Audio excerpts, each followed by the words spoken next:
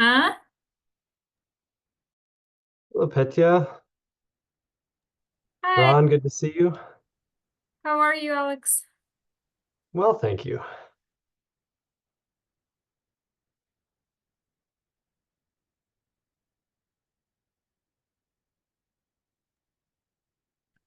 Hey, Alex, it's Ron Burke. Can you hear me? Yep, can hear you loud and clear. All Thanks right, for great. joining us. All right, thanks for having me. Hey, Andrea. Hey, Luke. Hey y'all.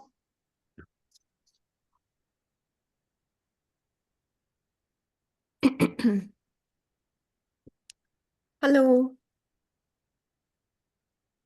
Hi, good How's morning. everybody? Hey, Shruti. Hey.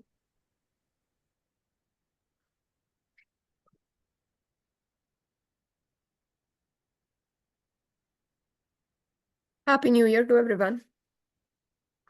Thank you. Happy, Same to you. Happy New Year. Another great year for OCP ahead of us. Yep. It will be greater year. Even better. Every year better than the last one. We build and build.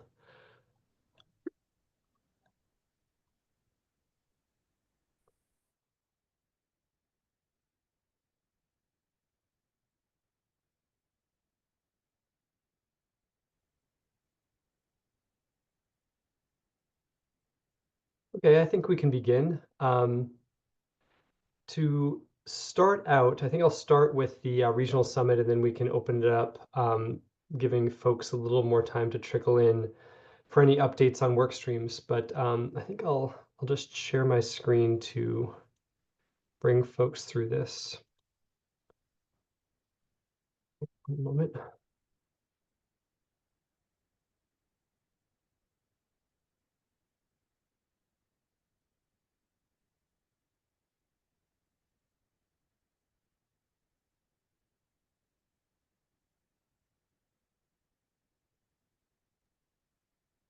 Where are you, Alex?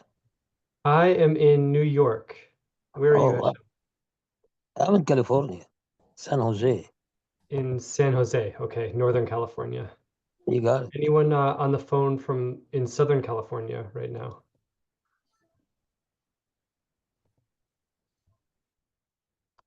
I've been speaking to colleagues in LA today, and it is a scary situation. Um, okay, so I want to bring everyone's attention to the upcoming regional summit. We've been talking about this in our monthly meetings. 29th and 30th of April in Dublin. Looks like a lovely location. And the lead up to this summit has already begun.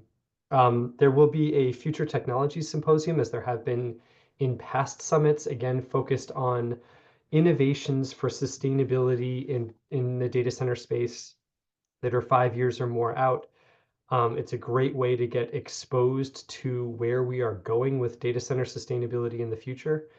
And as always, there's a competition. There's a $10,000 prize for the overall best paper there.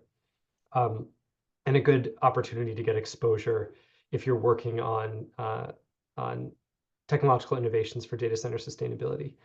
Importantly, the call for presentations, I'll click over there now, is already open. It opened on December 10th, and I believe it ends on February 10th around, if I have those dates right. Um, I'll include that in notes when I follow up. Thought I had seen that recently. But oh, here it is. Yeah, December 11th it opened, and then February 10th it will close. So if you're thinking about presenting at the summit, please do get your submission in. If you have any questions about that, you can reach out to myself or Shruti. Um, and you can find all the information you need on the website that I am scrolling up and down right now. So this is the website on OCP for the regional summit, and you've got everything there for the call for presentations that will guide you through that. And yeah, we hope to see you all there. We hope to see you on stage there sharing your ideas. If anyone on the phone has not been to an OCP summit before, it's really distinct from an ordinary industry conference in that it's not just focused on booths and everybody showing what they have to sell. It's really focused on ideas, and we do a terrific job, I think, in this organization, sharing new ideas, sharing where we're going in the future, and doing so it's sort of an academic setting where we share presentations and papers with each other and foster a lively communication.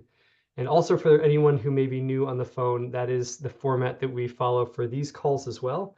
So we invite each month a guest speaker to share on a topic of their expertise related to data center sustainability, and we encourage conversation in these meetings, a lively back and forth, so that we can help each other to achieve what we are trying to achieve together.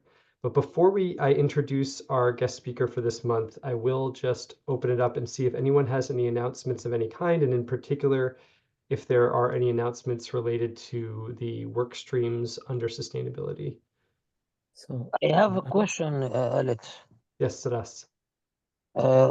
Why we are only restricted to data center network instead or buildings instead of the entire networks, access, core, metro? Yes. Is that Hesham talking? I think I recognize Yes, your voice. Yeah, yes. yeah. So it's a good point, Hesham, and I think it's probably more appropriate to use the phrase digital infrastructure.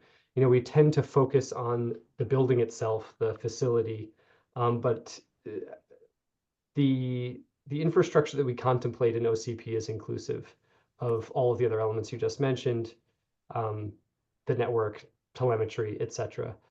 So I think if we think about our purview and our frame as digital infrastructure, that's probably appropriate. Yeah, I agree. Would you agree with that? I agree with that. Yes, you're right.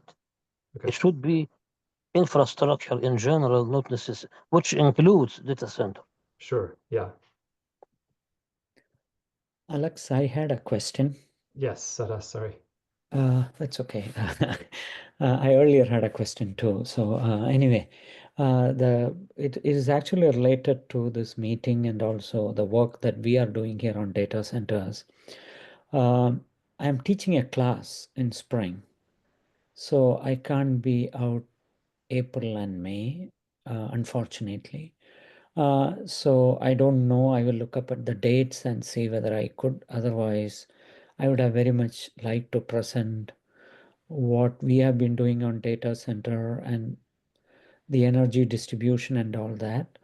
There's a paper that just came out in December on data centers, and I can send the link in the chat. Please do. Yeah, so it talks about the data center growth and the issues, the challenges, and it also talks about efficiency of conversion of energy from the source to the compute. These are important points because they give you boundary conditions. And what we are trying to do is to develop tools to be able to measure this in data centers. I would have loved, ideally, to put that paper or at least push that to this meeting. But because of the class thing, I don't know. I will look up at the dates if I could. The classes are on Mondays and Thursdays, so it kind of constrains me from leaving out of town those days from through April and May. If not, the question I have is, can I submit something like this and try to get a slot in the September meeting when you guys come to Bay Area, or is it like you keep it separate? Yes. Saras, are you at Stanford? Yes. Okay, so first of all, we'd be happy to have you present to this meeting. And we do this both at 5 p.m. In California and at, is it 9 a.m., Shruti, the other ones? Oh, I 8 can. a.m. But I Oh, think Sadas is asking about the regional summit. And I will get there though.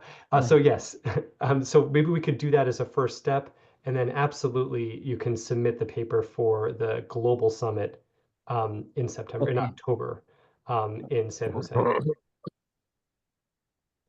But it's nice. I was going to mention that the morning ones tend to be better attended because there are a lot of folks in North America who are Yeah. active in the group. But we have these evenings ones as well so that we can coordinate with our Okay. um, So our I colleagues in think Asia. Go ahead. you indirectly addressed my concern, Yeah, but I just want to make sure I understood you right. sure.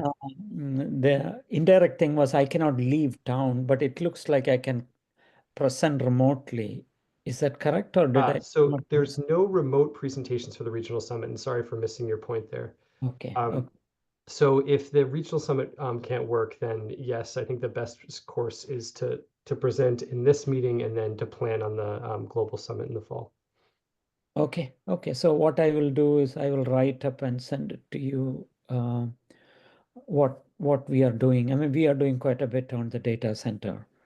Fantastic. And our hope is to work with the OCP in trying to deploy some of the capabilities we are developing and things like that.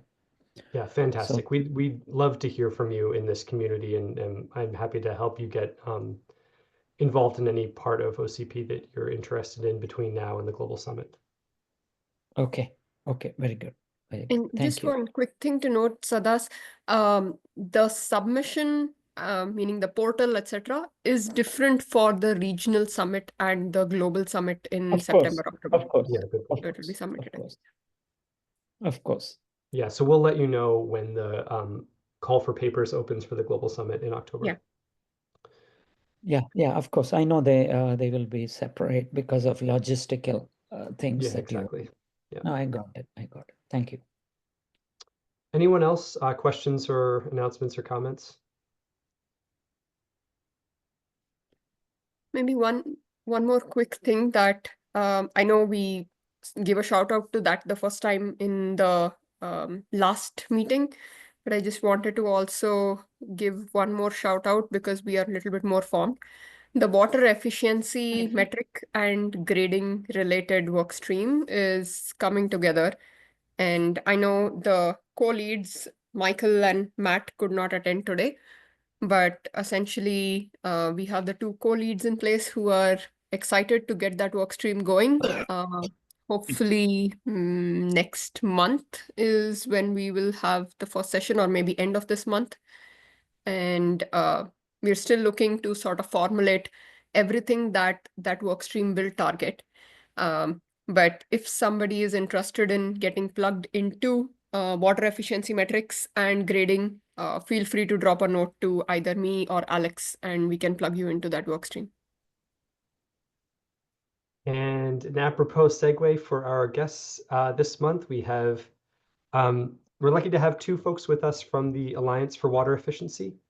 Ron Burke is the president and CEO of that organization, and Liesl Hans is the director of management and partnerships.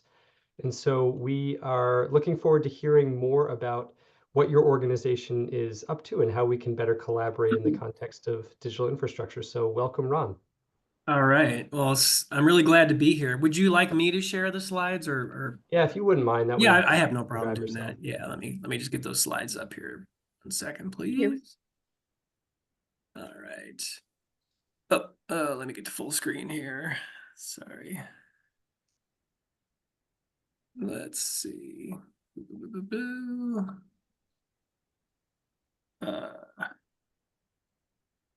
Slideshow, come on. There we go. All right, can you see that all right? You're at your Great. Okay, great. Well, hey, thank you so much for inviting myself and our organization to participate in this meeting this evening. My goal for this presentation really is to three main things, I suppose. One, to just introduce you to the Alliance for Water Efficiency, who we are and what we do, including sharing with you some of the work we do, where we do have expertise and not. Also, just a few points about the importance of water efficiency, both globally, broadly, but also in the context of data center operations. And then also share with you some work that we are attempting to launch that overlaps with, I believe, the work that you all do here. We've We are not currently members of the Open Computer Project. We have been introduced to the organization recently. I'm certainly familiar with your model at this point. But we're relatively new to the organization. And so this is a chance for us to introduce ourselves to you, learn more about the work you're doing, and hopefully look for opportunities for us to partner going forward. So I'll just launch right into it. So the Alliance for Water Efficiency, we've been around about 18 years. We are a nonprofit. We have more than 550 member organizations from throughout the United States and Canada. We are not an international organization beyond working in those two countries. However, we do have partnerships with similar organizations in the UK and Australia, for example. We bring together water efficiency experts and practitioners from a variety of disciplines, and we really provide a forum for collaboration around research, training, education, networking, and so forth. And you can learn more about our organization at this link. And you could even explore becoming a member of the Alliance for Water Efficiency, because our membership does include a number of businesses. Having said that, roughly 2/3 of our membership are local water utilities. They tend to be the utilities in the larger metropolitan areas of the United States and Canada that have the more robust water efficiency and conservation programs. But one thing that really makes our organization unique is that we don't represent solely water utilities or solely businesses that have an interest in water sustainability or only government agencies. We bring all these organizations together that have an interest in advancing water efficiency to help make better policy, develop research and tools that help water efficiency practitioners do their work better. Now, you may be familiar with any number of nonprofits in the United States and elsewhere that work on energy efficiency, right? We're the only nonprofit in North America that works on water efficiency. There are any number of reasons why water efficiency has less traction in this country than energy efficiency. I'm sure you're probably familiar with some of them, and I'm not going to go into all the details now. But I do think that's changing. Obviously, you're all familiar with the Water Energy Climate Nexus, and I'll talk a little bit about that here in a second. But water efficiency has gotten less interest, I think, in the United States, mainly because water is less expensive on the whole than electricity, natural gas, and so forth. Anyway, having said that, we've been around 18 years. We bring all these different organizations together to do some really great work. And speaking of that work, this is just a sampling of some of the research reports and policy white papers that we have produced. You'll notice that our work really gravitates primarily to the water utility space, right? So how can water utilities design their programs, whether that's conservation programs, their rate making, their long-term water supply planning? How can they do all these things in a way that really allows them to use water as efficiently as possible? So this is just a sampling of some of the reports that we've done in the past. And here's some more recent reports just from last year. So we analyzed, for example, how water efficiency programs for California Water, that's a private water utility in California, helped actually lower water bills for their customers, and also reducing the need to invest in expensive capital infrastructure. We looked at how, also in California, water conservation could help make water bills more affordable for the customers in that community. I know we're gonna be talking a lot about cooling, or at least you will be, with the water efficiency track that was mentioned earlier. And we've had a long-standing project working on cooling towers, primarily cooling towers in the kind of commercial institutional space, right? So office buildings, shopping malls, hospitals, things like that. So anyway, this is just a sample of some of the more recently completed reports that we've done. Here's some of our ongoing research. Especially in the southwestern United States, there's a real push to transform urban landscapes to be more water efficient, essentially replacing traditional turf grass with plants and other kind of hardscaping that doesn't require as much water. So we're actually doing quite a bit of research in this space. How do you design those programs to work best, right, and to be most cost effective? That's an example of something we're doing. We have an ongoing project that's looking at how water utilities use what's called advanced metering infrastructure, AMI, to, again, advance water efficiency and help their customers save money. A really high percentage of the housing stock in the United States is mobile homes. I forget the exact number, but it's way higher than I thought. I think it's like 10% or something. And this is an especially difficult housing market to penetrate with water conservation programs for a variety of reasons. I won't go into all the details, but that's another example of a study we have going on right now. Moving on. So, when we talk about water efficiency, most folks think about it in the context of water scarcity, drought, right? Gee whiz, we really need water efficiency in the desert, in the southwestern United States and other arid parts of the world. But beyond that, is it really that important, right? And this tends to be the mindset that folks bring to water efficiency. They think about like this map, for example, which is a relatively recent map, just from New Year's Eve, looking at drought throughout the United States. And there's no doubt that water efficiency and conservation have played a major role in helping us be more sustainable with our water use. What this graph shows is that overall water usage has actually come down starting roughly 2000-ish, despite the population. And this is United States data. I should have said that right up front. Apologies. Despite the fact that the U.S. population has grown, we've managed to drive overall water use down. And that's because of what we call passive water efficiency and conservation. So the federal standards that were adopted back in the 90s that create water efficiency standards for things like toilets and shower heads and dishwashers and clothes washers. That's played as these products have turned over, right, over time. We're seeing more and more market penetration with those more efficient products. And that's one reason we've seen water use go down, despite the fact the population is going up. And also we have communities, local water utilities and cities investing in water efficiency programs, providing rebates, right, for these products, for more water efficient products, for example. So long story short, water efficiency is working when it comes to allowing us to use our water as economically and as efficiently as possible, and really managing to supply to meet this growing population. So that's important, right? But water efficiency is about so much there is more. a hand raised, I think, in the audience. Oh, I'm sorry. Go ahead. Yeah. So Das, go ahead. Question from here. Yeah. So the question I have was, Yeah. as I was looking at it, the industrial water usage is very high. For example, fracking uses huge amounts of water. Yeah.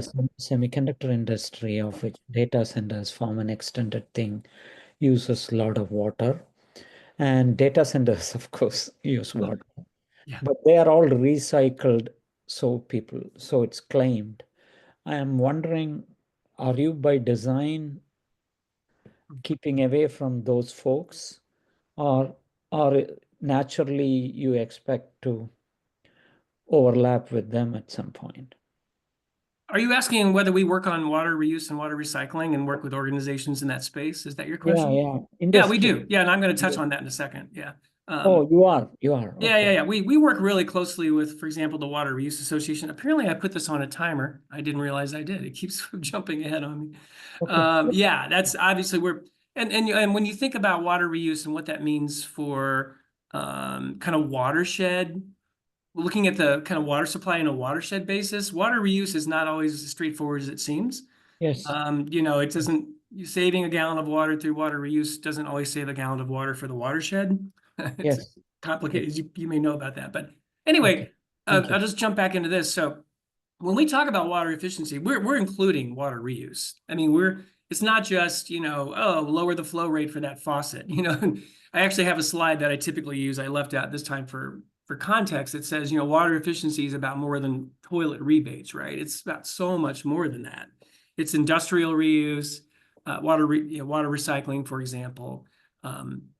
It's landscape transformations. It's any number of strategies that can be used to really make sure every drop of water goes further to achieve the intended purpose.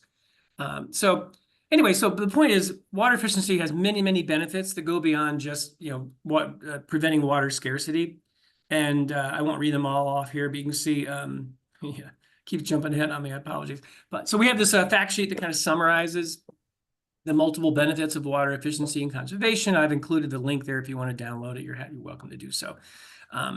But whether it's mitigating climate change because of the water energy climate nexus that I'm sure you're all familiar with, whether it's adapting to climate change by making communities more resilient to drought and heavy rain events, making water bills more affordable, helping communities manage water shortages, when we are efficient with our water use when it comes to urban landscapes as well as agriculture, we limit the runoff of chemicals, right? And that limits nutrient runoff. So there can be a water quality benefit as well to water efficiency in the landscape context. So there's any number of benefits to water efficiency that really go beyond just preventing water scarcity, which is what people tend to think about when it comes to water efficiency and conservation.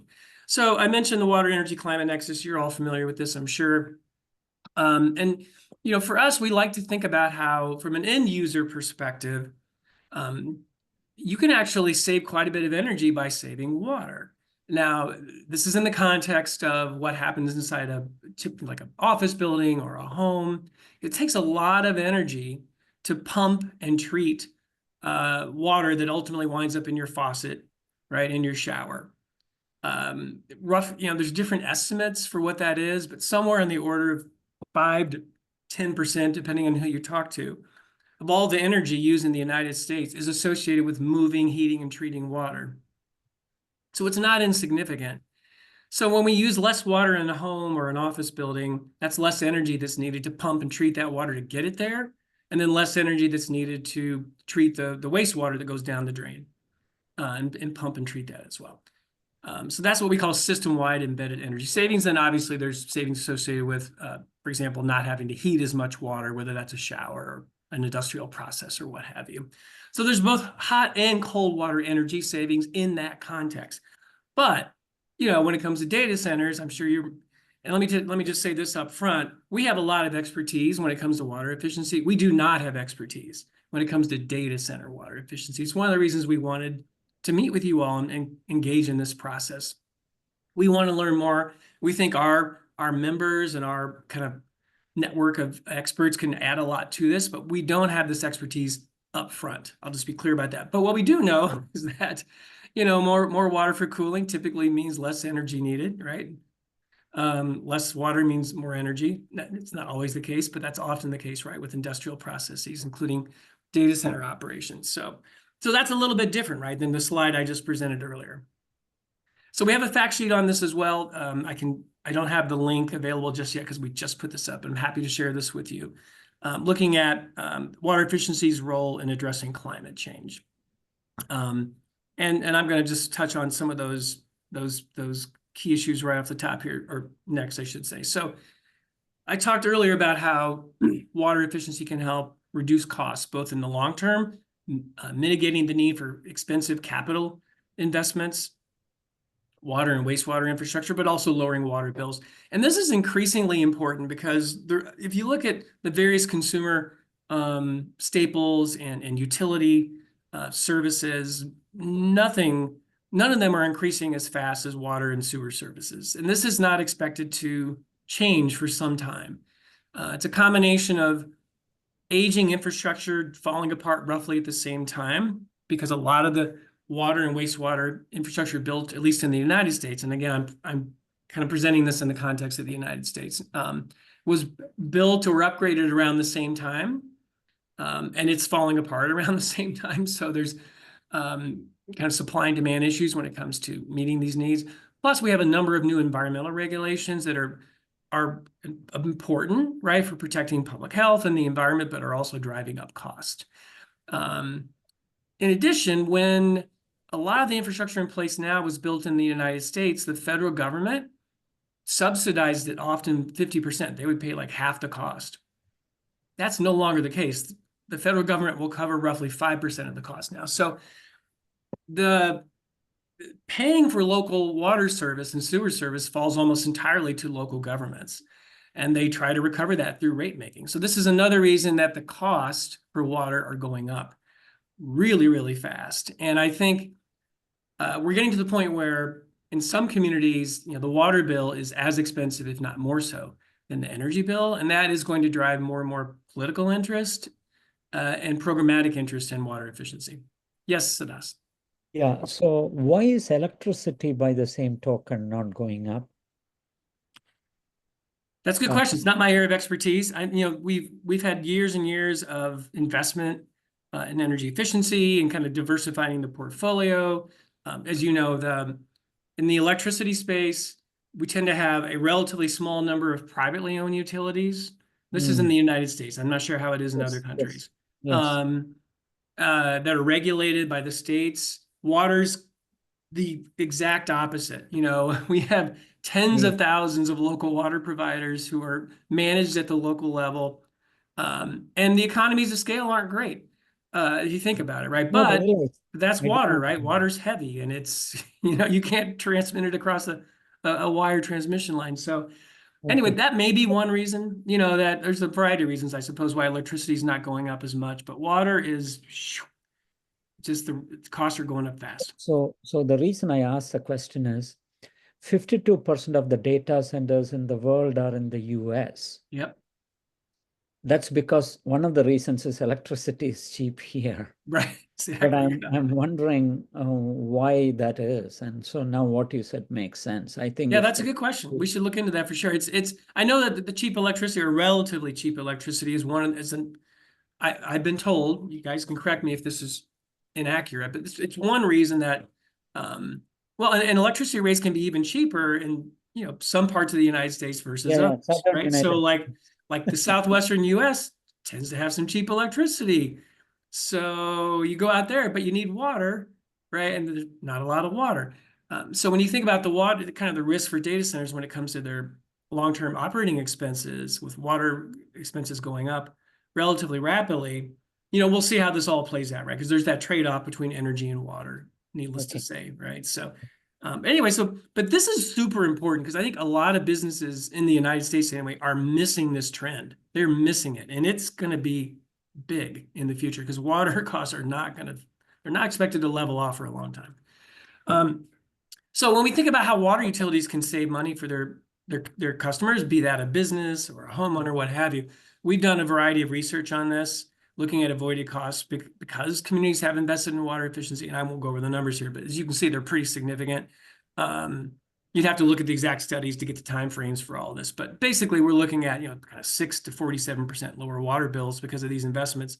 This slide shows you with a little more detail kind of what happened in Seattle. This was a really interesting study we were part of. Essentially, the Seattle Public Utilities invested roughly, and again, the time frame for this you can see on the chart there, but invested roughly $75 million in conservation and efficiency and avoided $800 million in new supply costs. So this is a good long-term investment for local water providers and communities. I mentioned before this water efficiency helps with population growth. What we've seen in Canada, for example, is pretty rapid population expansion there. Is the chart I showed you earlier, showed how, and this is true in Canada as well, even though population has been growing pretty fast, they managed to keep overall water consumption roughly flat. I mentioned another benefit of water efficiency is protecting the environment. So when we take less water, for example, out of rivers and lakes, that helps maintain more healthy, river flows and lake levels, to support the ecosystems and so forth. That's just one example of how water efficiency can help protect the environment. I mentioned the energy climate nexus earlier, right? Use less water, use less energy, less CO2 emissions. So why are we interested in data center water efficiency, right? Well, as I mentioned before, it's good for the environment, it's good for the economy, and can help ensure sustainable water supplies. That's great. we have hundreds and hundreds of local water suppliers who are our member organizations. And some of them are really concerned about their ability to meet the demands that may or may not come about with data centers becoming increasingly common. The risk for them is an unanticipated water demand and the risk of water shortages, the need for expensive new water infrastructure, maybe too little time to build that new infrastructure. In most states in America, we have, not every state, but most states have a permitting process for how industry and other large water users can access, raw water, so groundwater, basically water that's not from the municipal water system. But data centers typically, as you know, get their water from the municipal water supply. So that's permitted through that local water provider, not so data centers are not directly permitted or regulated in that context. And so the onus really falls to the local water provider, the city, the state, to make sure that the kind of watershed supply is adequate in the long term to really meet the demands that will be demand from these new large water users, including data centers, right? And so we're really looking for opportunities to partner with companies that work in this space. As I mentioned before, we have a lot of expertise. We have a great network. We have the ability to kind of connect companies that work in this space with the local water utilities and the cities and the state agencies that want to make sure that, we're supporting business, right? But also ensuring that water supplies are sustainable. We have experience working in this space. Again, not technically, we don't have the technical experience working on data center water efficiency, but we have a lot of business and industry water efficiency expertise, for example, in other sectors that I think will be transferable to a certain extent. So we're looking for opportunities to partner. We're already working with the Water Reuse Association. To Sadas's question, they're interested in partnering with us on this project. We'd like to be in a place to work with companies like yours to create, to develop benchmarking and best practices guidance for data center water efficiency. We're also working with the Water Research Foundation, which provides grants for research around any number of water topics, not just water efficiency, but Ron, I have a question. yeah. So you mentioned more water, less energy, less water, more energy in data center. Mhm. I don't understand this. Can you maybe explain it to me? Sure. I mean, that may not always be the case, but a lot of industrial facilities, when it comes to just cooling in general, right, will use water for cooling. And that means you need less energy to create the same amount of cooling, right? So water helps you cool with less energy, essentially, whether it's a cooling tower on top of a shopping mall, right? Or a data center operation. That's typically the case. And so there's that trade-off, right? Use more water, you typically would need less energy to achieve the same amount of cooling. And so how data centers kind of make that determination, one versus the other, obviously there's different technologies that are being deployed now in the data center space. Some use more water than others, right? Some are use relatively little water. Sadas mentioned that water reuse is a really important strategy that's typically deployed not just with data centers, but any number of industrial facilities. And we're seeing communities, by the way, especially in the southwestern United States, adopt water reuse more and more community-wide, right? Not just facility by facility, but community-wide. Collecting, for example, the wastewater that goes down the drain and essentially cleaning it to a standard that's suitable for example, irrigation. Or they'll collect that water and they'll put it back into the groundwater, back into the aquifer where it becomes naturally, right, sanitized to a certain extent, and they'll pump it back out later, run it through the water treatment facility again. So we see water reuse really taking off, and that's great. When it's done right, it can be a really effective water efficiency strategy. And we have no doubt that as we think about benchmarking and best practices for data centers, water reuse is going to be really important to that conversation. So that was my last slide. That was my last slide, Alex. Yeah. So what you're saying is that if we use more water for cooling, this means we don't need more energy to do cooling some other ways, right? Yeah, I mean, again, it's not always that's not always the case, but typically that is the case. And so when so especially in the parts of the world where water is in shorter supply, that decision can be more tricky when it comes to how much water do you want to use for cooling. Now, even when you do reuse, the reality is you're not going to capture every gallon, and you can't just keep reusing water over and over. It's not like a one-for-one thing. So reuse can really help ensure that you're using as little water as possible to achieve your goals, whether that's a data center or a shopping mall or whatever, right?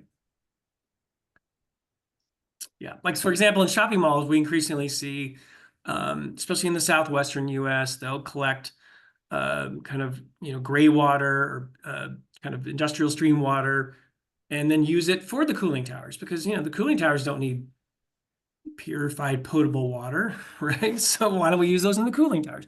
That's an example, right? We're kind of in the institutional space where we see water use happening, and obviously it's used quite a bit with data centers. Andrew, did you have a comment? And then we'll go back to you, Siddhas.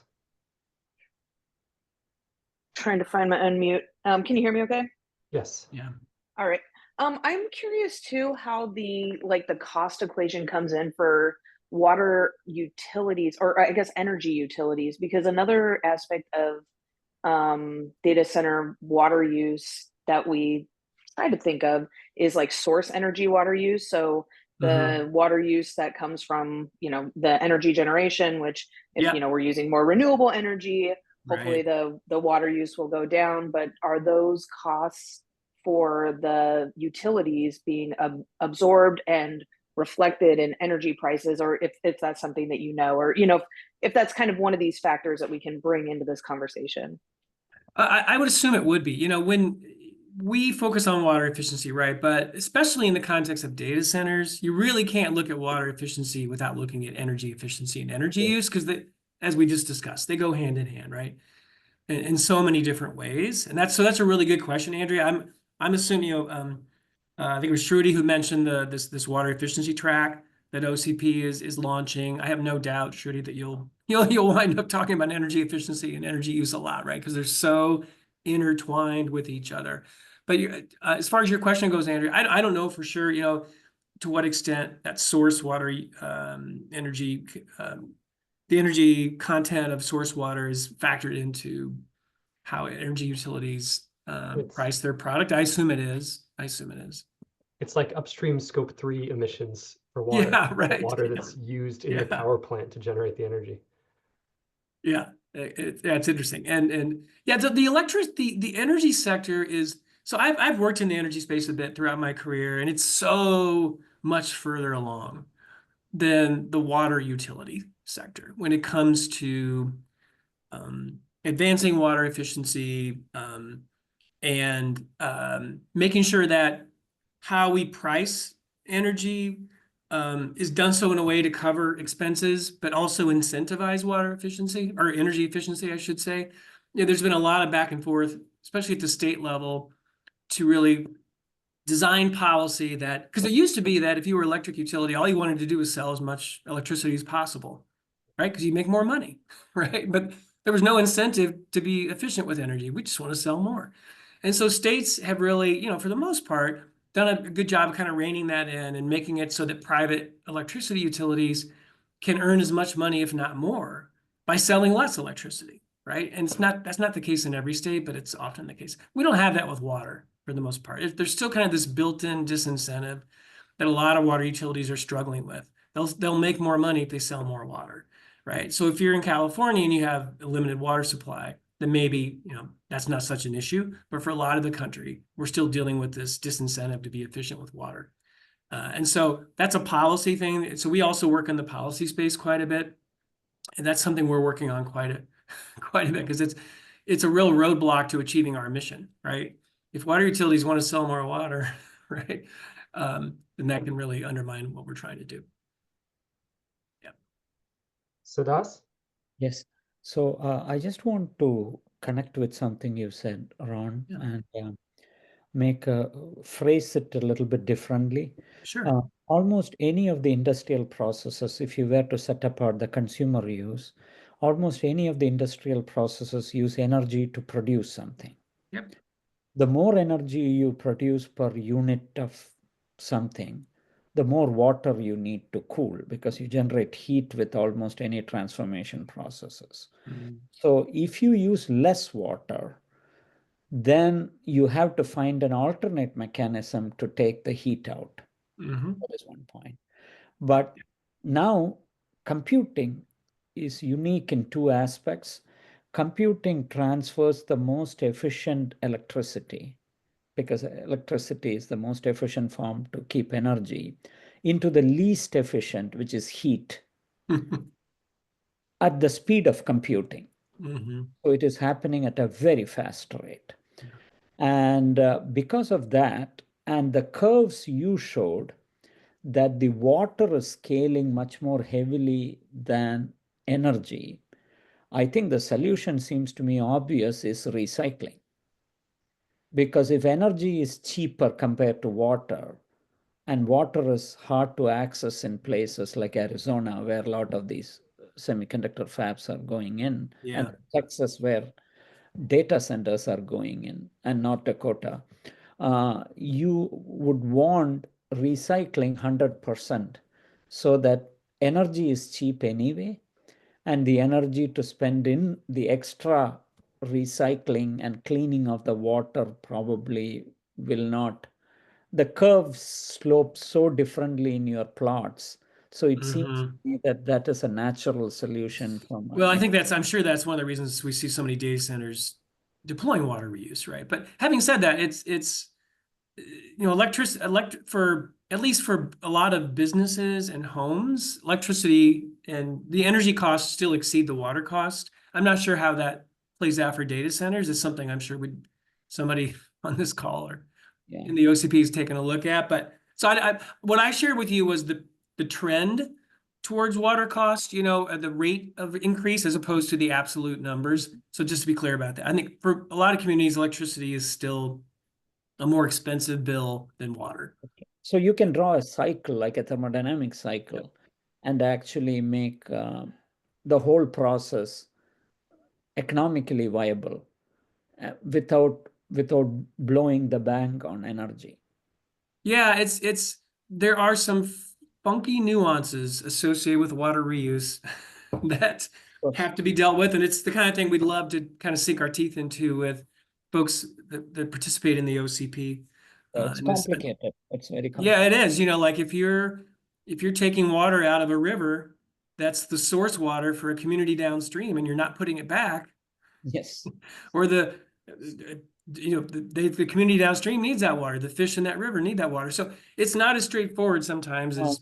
But having said that, there are ways to do water reuse that really, really are kind of a winner across the board, right? Good for the environment, good for the business's bottom line, good for, you can do it, and it happens all the time, but it's not always as straightforward as you might seem, sounds like you But if the trends were to flatten out for water, then this whole thing will shift back to using it. I think that's probably true. Yeah.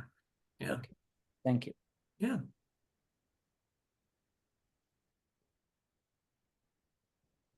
Any other questions or comments for Ron? Yeah, and Liesl wasn't able to make it this evening. She had to take care of her kid. So yeah, I know it's an awkward hour. Really appreciate you making time for us, Ron, and we are excited to have you in the community, especially in the context of us starting out on this work stream around water efficiency metrics. I think your voice will be a highly valued one. So thanks for volunteering and thanks for introducing yourself. Yeah, I'm really looking forward to it. I think collaborating with this group, and I know that others participate in some of the other calls you were saying, Alex, that's fun, but really looking forward to that. I think the combination of our different perspectives and networks and expertise could really, really be valuable. So I'm looking forward to it. Yeah, and Ron, if you send me the presentation that you just gave, I'll send it to the whole community, and that way we can make sure to have that bigger reach. Sounds great. I think Ron sent his slides already to us, right? These are, Oh, I That's true, did. That's yes. right. I Yeah, sent them. yeah, you did. yeah, we can send it out. I just yeah. forgot. Okay. Great. Anything else from anyone before we close for the evening or morning, depending on where you are? I just right. wanted to say thank you guys for organizing this on a time that the Asia Pacific guys can attend, like me. And at the same time, sorry for being late for many of you, and appreciate the effort. Yeah, absolutely. Great to connect with you, Jose. Everybody have a good day and a good night. We'll talk to you next time. Take Thank care, you. everyone. Thank you. Bye-bye. Thanks. Take Thanks, care. Ron. Thank you.